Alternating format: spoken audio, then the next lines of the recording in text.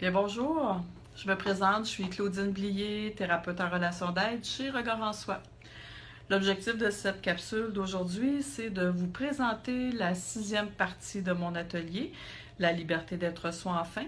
Cette 6e partie traite du lâcher-prise. Je sais pas vous, mais moi j'entends vraiment souvent des gens, j'aimerais bien ça pouvoir lâcher prise, mais je sais donc pas comment. Alors, dans l'atelier, on va passer à travers les 7 étapes telles que décrites par Colette Portelance pour réussir à lâcher prise. Que ce soit pour un petit événement que pour les plus grands, mais ça peut se faire dans les petits, les moyens, les grands. Donc, à partir du moment qu'on sait comment appliquer les étapes du lâcher prise, c'est très bien. Mais aussi, j'ai le goût de vous entretenir un petit peu sur l'importance du lâcher-prise. L'importance du lâcher-prise. Quand on réussit à lâcher prise sur quelque chose, c'est qu'au final, on a écouté notre intuition.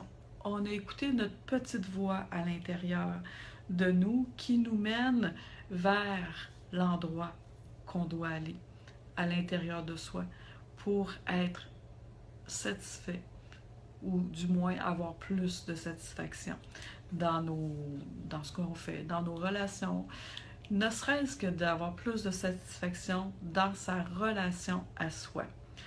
Moi, je vous dirais, le lâcher-prise, à un certain moment donné, s'est installé sans que je comprenne pourquoi. Je vous donne un petit exemple. Ça fait longtemps que j'ai de la difficulté à bien dormir mes nuits. Puis, maintenant, on a fait un voyage au camp de base de l'Everest, moi et mon mari.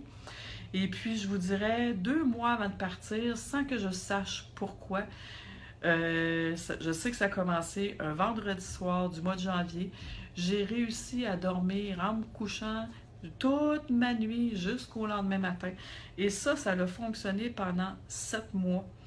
Euh, je dis à la blague, je m'épatais moi-même de pouvoir dormir et d'avoir pu dormir aussi longtemps sans me réveiller.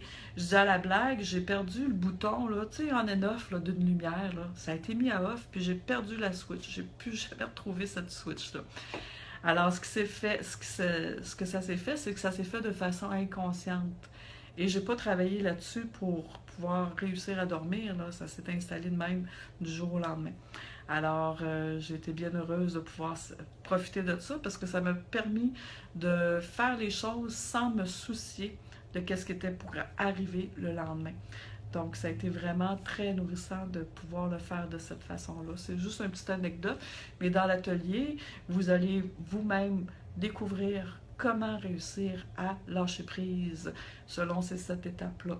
Donc, vous allez en faire l'expérience vous-même avec une expérience précise que vous vivez dans votre quotidien.